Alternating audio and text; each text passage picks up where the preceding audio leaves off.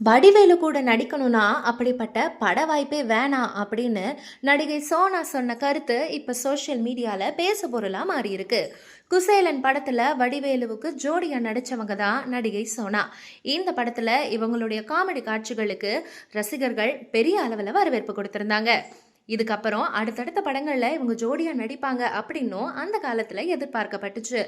ஆனா அந்த விஷயம் கைகூடவே இல்லை. இதுக்கான காரணத்தை நடிகை சோனா சமீபத்துல கலந்துக்கிட்ட ஒரு பேட்டியில உடைச்சிருக்காங்க. அதாவது குசேலன் படத்துல எங்களுடைய காமெடிக்கு நிறைய வரவேற்பு கிடைச்சது. அதுக்கப்புறம் வடிவேலு கூட சேர்ந்து நடிக்கிறதுக்கு 16 படங்களுக்கான வாய்ப்பு என்னை தேடி வந்துச்சு. ஆனா அதை எதையுமே நான் ஒத்துக்கல. காரணம், வடிவேலுவை சகிச்சுட்டு நடிக்கிறது ரொம்பவே கஷ்டமான ஒரு விஷயம். அது மட்டும் இல்லாம யாராலையுமே அவரை ஈஸியா ஹேண்டில் பண்ண முடியாது. அதே மாதிரி இன்னும் வெளியே சொல்ல முடியாத பல விஷயங்கள் இருக்கு.